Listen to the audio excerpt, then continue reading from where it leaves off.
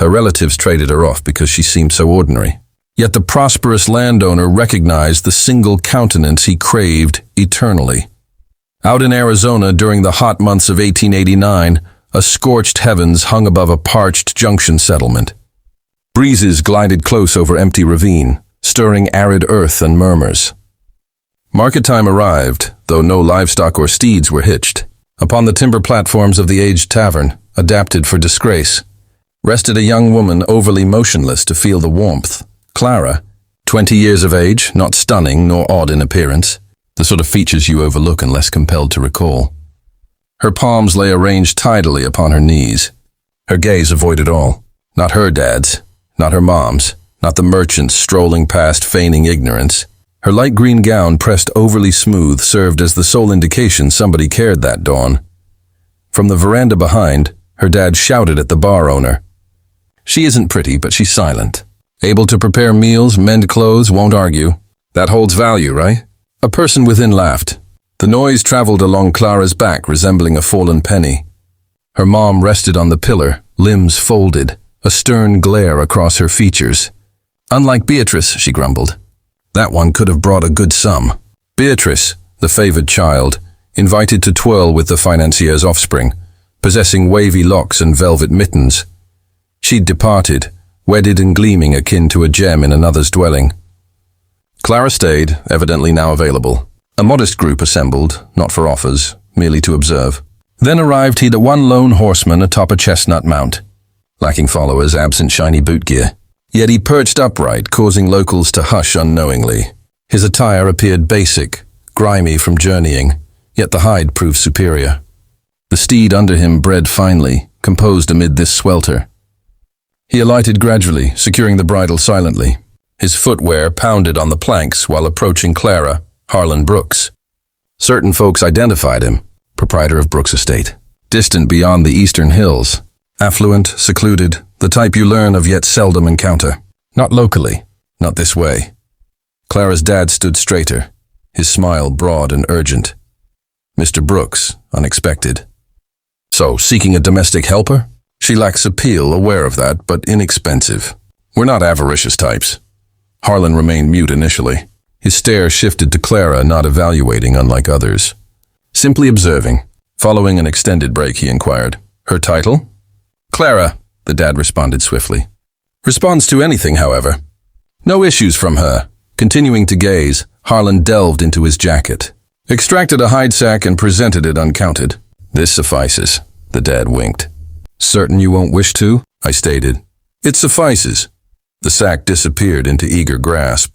The mom advanced at last, not embracing her offspring, not bidding farewell, but stating, act properly now, Clara. Avoid disgracing us further than done. Clara rose. She stayed quiet. She shed no tears. She merely descended the veranda while Harlan pivoted. A tavern worker seized her arm to aid boarding the cart, harsher than required. She flinched, yet uttered naught. Prior to the cart departing, she glanced rearward once more.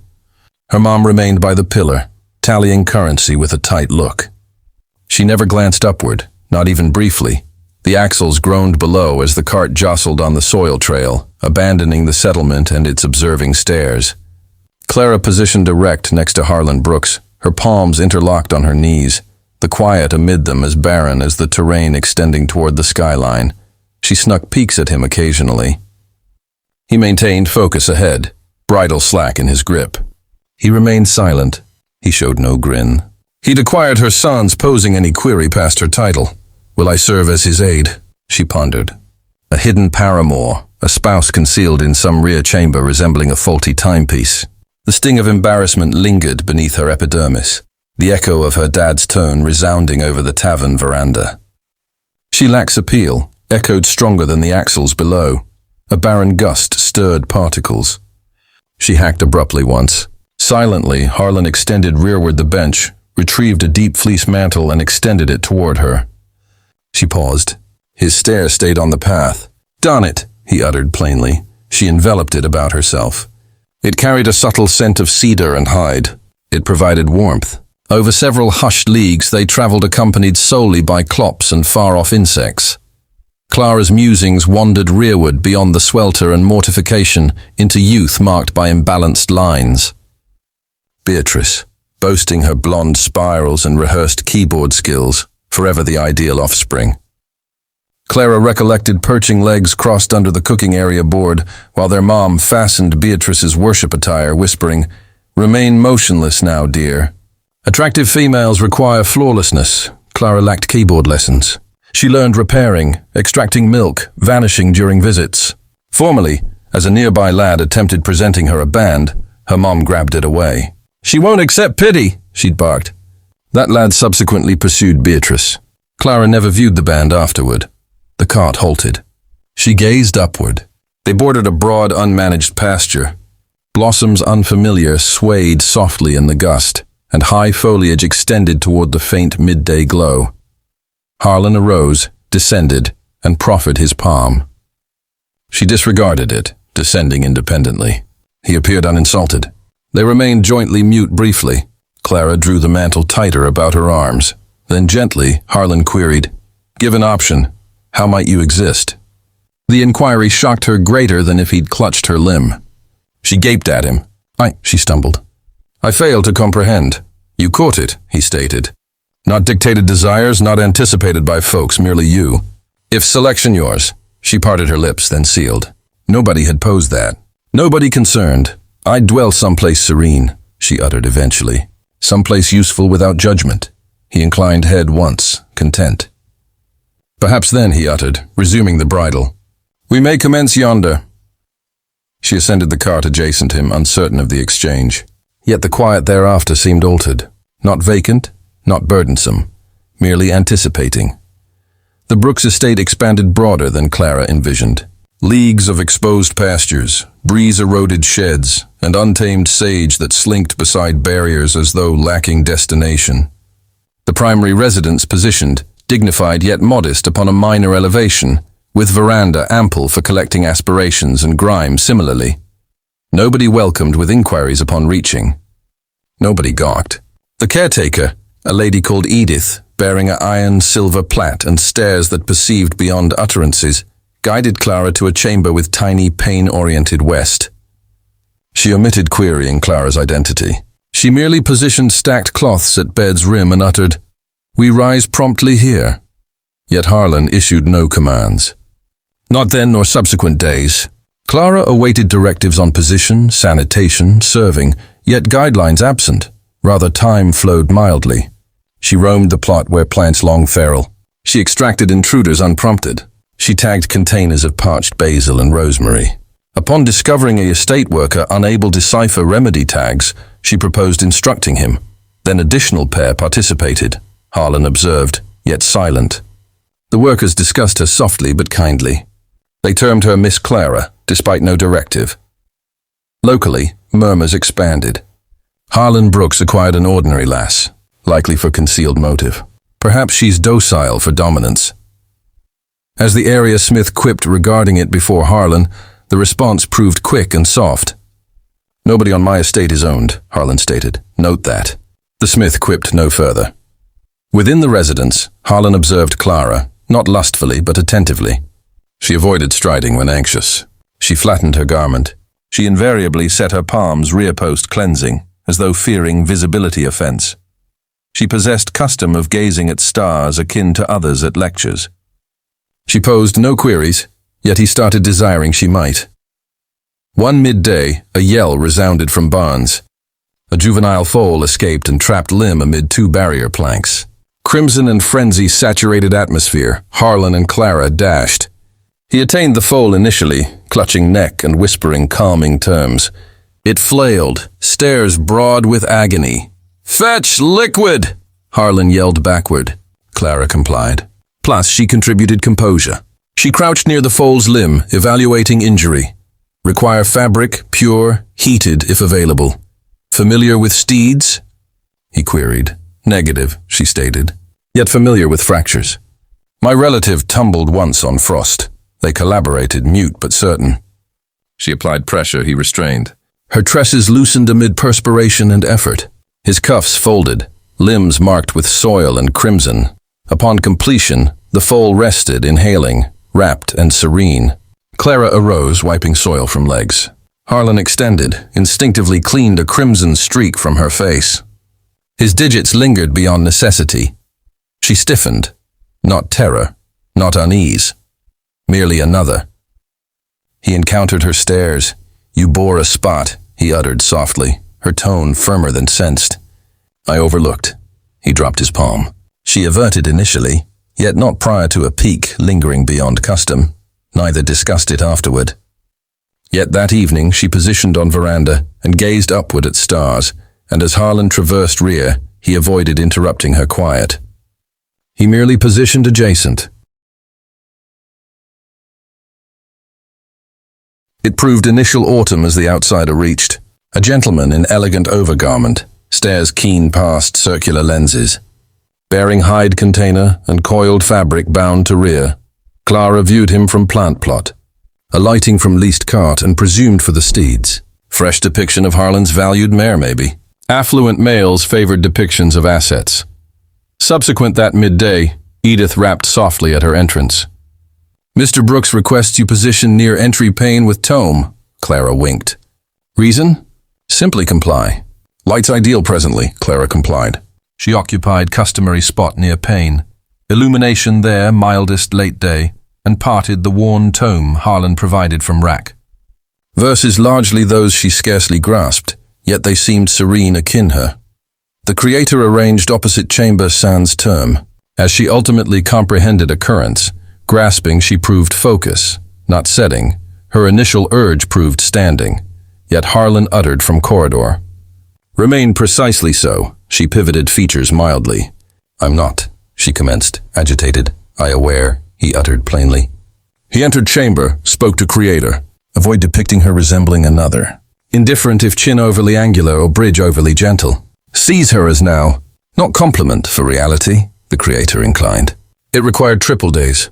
Each dawn, Clara positioned with tome, features angled to identical illumination point. The creator omitted directing her to beam or adjust or stance. He depicted her palms as existed, digits bent beneath leaf.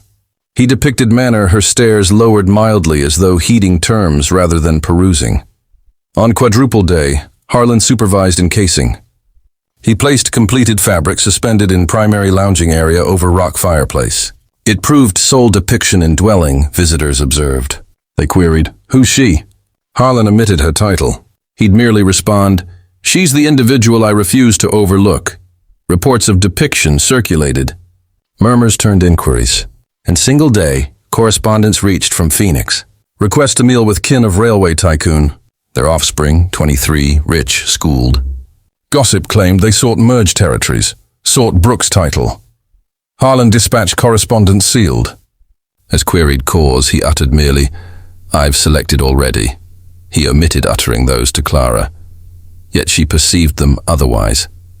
In manner he maintained depiction visible. In manner he queried if beverage overly warm, or if veranda seat groaned overly strong below her. One serene dusk, she traversed entry area and viewed somebody via pane. A gentleman bent slimmer than recollection permitted, positioned barely past veranda. Her dad. Clara retreated, pulse abruptly thumping. She observed as Harlan encountered him externally. They conversed in low tones. The elder shuffled cap in palms. Harlan heeded, then entered dwelling. He re-emerged with item in grasp. Currency, maybe. Clara uncertain. Her dad accepted sans upward glance. He omitted requesting her. Omitted requesting view her. He merely departed, footwear trailing in soil. Harlan remained briefly extended, then entered and silent. Clara awaited till he ascended. She proceeded to fireplace, positioned before her depicted features, and sobbed mutely, completely, not since Dad sought funds, but since Harlan omitted referencing, since he grasped breakage and shielded her, not obligation, but selection. The initial occasion Clara viewed her sibling anew. Beatrice donned crimson. The hue failed to complement, it proclaimed. She alighted from leased coach before Brooks' estate, resembling arriving to retrieve long misplaced. Golden hoops, elevated footwear, unfit for particles, a shade overly fragile for grassland gust. Her beam rehearsed, empty. "Clara," she summoned. limbs extended resembling Knot 553, matured in identical oppressive abode. Clara remained rigid by veranda barrier. Beatrice ascended platforms and pecked atmosphere near her face. "Goodness, observe this location," Beatrice uttered cheerfully. "You've prospered." "They claimed you were traded, but I observe now you've advanced," Clara silent. Beatrice prattled minutes sans halt regarding garments, gatherings, suitors. Yet her stares continually shifted internal dwelling, beyond open entrance, toward depiction suspended over fireplace. Subsequent that midday, she re-emerged with kin following. Their dad ambled slower presently. His tone yet resonated, though stronger than dignity, keener than disgrace. "We've arrived for our child," he declared on veranda, considering she's misguided. "A youthful lass like Clara, enticed from residence. No ritual, no agreement? Why, scandalous." Harlan materialized in entrance, overgarment draped over arm. He advanced to veranda gradually. Clara positioned adjacent, her palm quivering on barrier. "She's not merchandise," Harlan uttered composedly. "And I avoided seizing her. I selected her. Difference exists." Beatrice's stares tightened. "You believe folks will accept that upon discovering your actions?" "I performed naught," Harlan responded. "Precisely," Beatrice barked. "No pledges, no bans. You believe wealth can hush inquiries?" Clara advanced. "Kindly cease," yet Beatrice already pivoting toward Coach, collecting hems. This unfinished gossips commenced dual days afterward. Beatrice informed locals she bore child, that Harlan escorted her once, far prior Clara, and events transpired. She asserted he declined recognition now. Asserted Clara brought to mute uproar. The tale crept via empty ravine resembling fractured flask of liquor. Certain imbibed avidly, others tasted doubtfully. Clara perceived initially from Baker's spouse, murmured with regret. She omitted querying Harlan truth. Unnecessary, yet also avoided him ensnared in kin's deception flames. That evening, she gathered modest package. Deposited message with triple terms, "I unable remain." She ambled into obscurity, precipitation by midnight. Chilly, keen layers turning soil to slippery mud. Harlan discovered vacant chamber pre-dawn. By midday, a topsteed, soaked, stares examining each path from peak to valleys. He located her close twilight, modest trapper's hut, partially fallen near forest border, vapor scarcely rising from stack. The entrance groaned open upon rap. She existed, positioned near blaze overly tiny to combat cold. Moist tresses, chafed palms, quiet. He entered. Clara. She avoided upward glance. "You ought not here. I belong elsewhere, not. I require depart." "Negative," he uttered gently, crouching before her. "You fled shielding me. Never your load, precipitation hammered roof." Harlan remained, single knee grounded, moisture flowing from overgarment. "Clara," he uttered, tone soft yet resolute. "I expended years viewing individuals and perceiving solely desired. Yet day I viewed you, I perceived reality," he extended, shifting moist strand from features. "If globe rejects you," he murmured, "allow me become globe that refuses not." She gazed him then. Drops fell sans noise, and she collapsed into embrace, trembling, fracturing, complete. Externally, tempest eased, and amid rumble and calm, heavens commenced clarifying. Dawn post-tempest proved chilly and serene. Clouds dispersed, abandoning faint heavens and aroma of moist soil. Clara positioned on veranda enveloped in wrap, palms yet quivering from prior evening. Harlan uttered minimal post-retrieving her. He'd kindled blaze, dried footwear, prepared beverage sans query. Absent scolding, absent demand responses. Merely attendance. Now as initial illumination extended over peaks, she observed him ascend steed. "Traveling solo?" she queried gently. "Affirmative, whither?" He halted, modifying bridle to provide them reality, he uttered. "And reclaim yours." Then he journeyed. By midday, settlement chimes sounded, noise typically for blaze or celebration, yet this occasion another. Harlan requested communal assembly. Plaza filled swifter than years. Growers, traders, spouses with coverings yet powdered in meal. All aware topic. Murmurs slithered resembling insects regarding that lass, the ordinary one. They claim she fled. Negative, claim pursued. Harlan positioned central adjacent settlement cleric and assembly senior, his overgarment yet marked from path, footwear muddy from hut trail. He appeared individual unslept, yet arrived purposeful. As Beatrice reached, she arrived not softly. She donned dim covering, gripped cloth. Her kin trailed resembling shades with brittle dignity. "I avoided uttering," Beatrice commenced weepingly, strong for all hearing. Yet Mr. Brooks provided no option. He vowed items, fondness, safety, then abandoned me for sibling. Inhales ascended. Certain pivoted to Harlan, awaiting rejection. He provided none. Rather, he delved into overgarment and extracted folded message. He presented to cleric, who parted and perused. Health confirmation.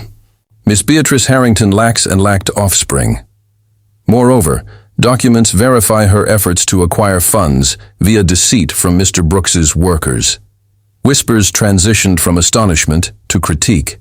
Beatrice's features blanched. Her dad advanced, tone elevated. "That's defamation." "She's decent, lass." Yet crowd member yelled, "Decent lass avoids trading sibling." Then additional tone, "or fabricate for currency." Beatrice whirled, frantic. "You accept him over kin?" Harlan advanced then, not strong, but resolute. "I've restrained speech from respect, yet quiet damaged the soul-deserving safeguard." He gazed at assembly. At each stare that critiqued Clara, ignored her, tagged her sans knowledge. I avoided purchasing Clara. I avoided rescuing her. I viewed her, all. And viewed proved worthy selecting over chatter, over avarice, over wealth. He inhaled. And I select her yet. Beatrice attempted utter, but Harlan elevated palm. Not mute, but complete. "Whoever utters her title with fabrications henceforth," he uttered gradually, "must respond to me." The plaza hushed. Then, gradually, craniums commenced inclining. Beatrice pivoted, seized Mom's limb, and escaped. Her dad paused, gazed Harlan, then assembly prior trailing in disgrace. Rearward assembly, Clara positioned partially concealed by chapel entrance. She omitted intending arrive, yet Edith guided anyway. As Harlan viewed her, he traversed assembly sans pause. He extended for palm, gripped visibly. She gazed downward, drops forming, not mortification, another. He inclined near and murmured, "You unnecessary utter term." She omitted. She merely gripped firmer.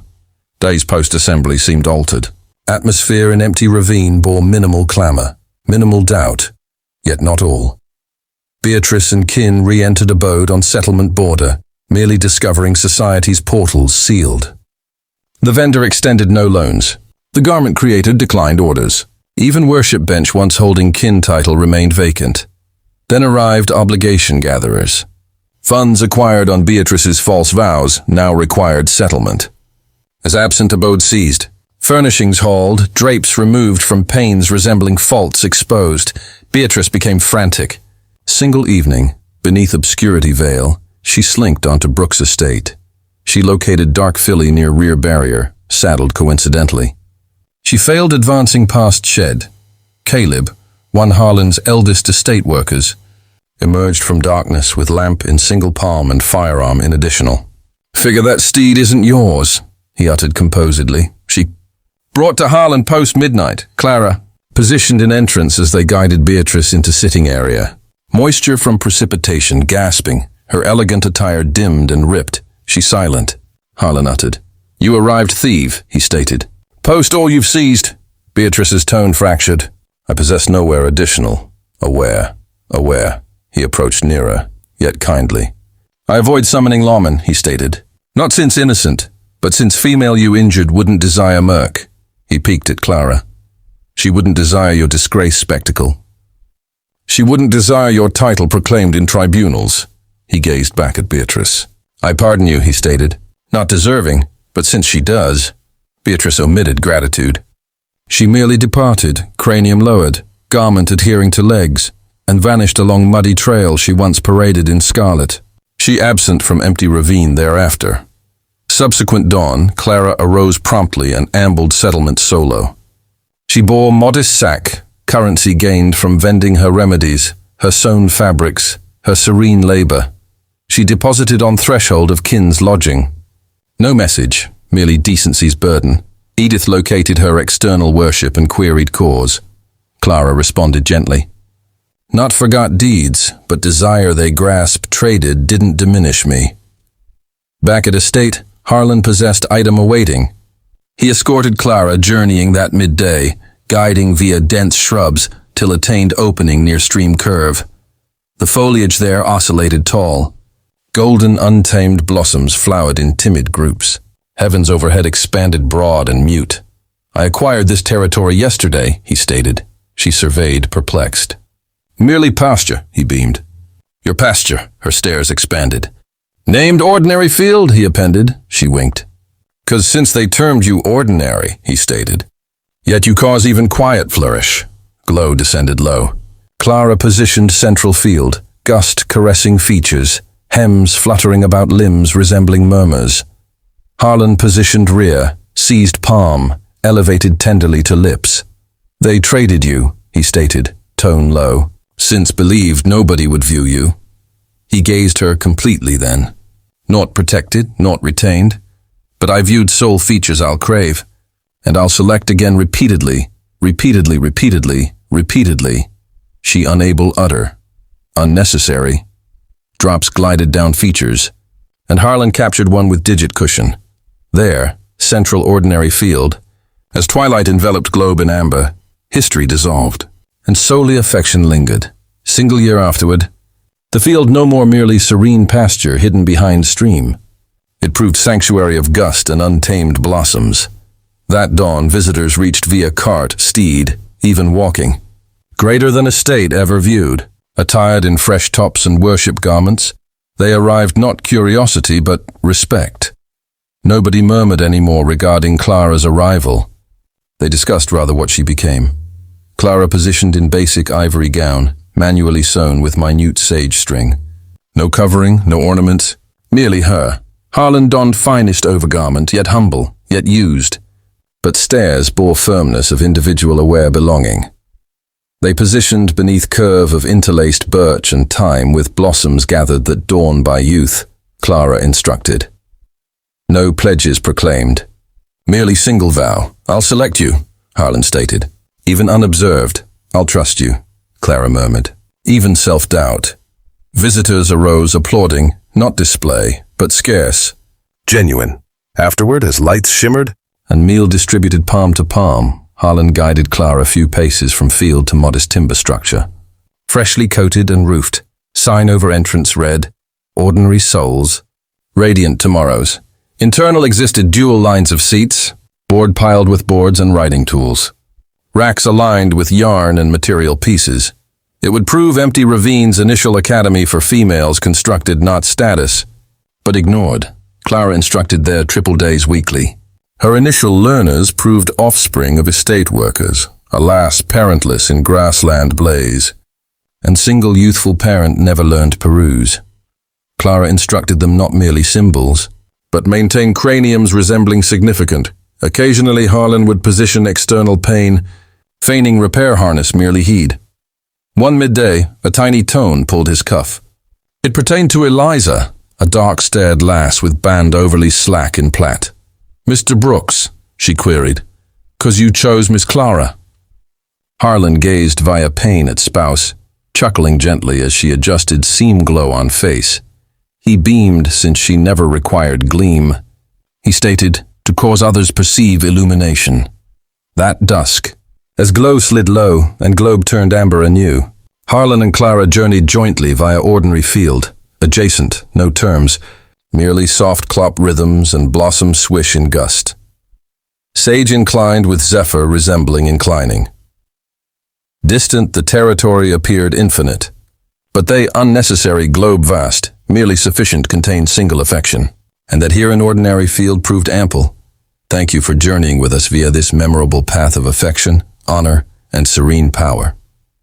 If Clara and Harlan's tale moved your soul, if it recalled that even most ignored spirits can bear most radiant glow, remember to press that like button, distribute this tale, and above all, subscribe to Western Tales. This where souls locate residence on wild territory, where each narrative recalls us, affection, unnecessary approval, merely bravery. Select it. Press the alert so you never overlook a fresh border affection. Till subsequent, maintain your essence untamed and your affection mythic.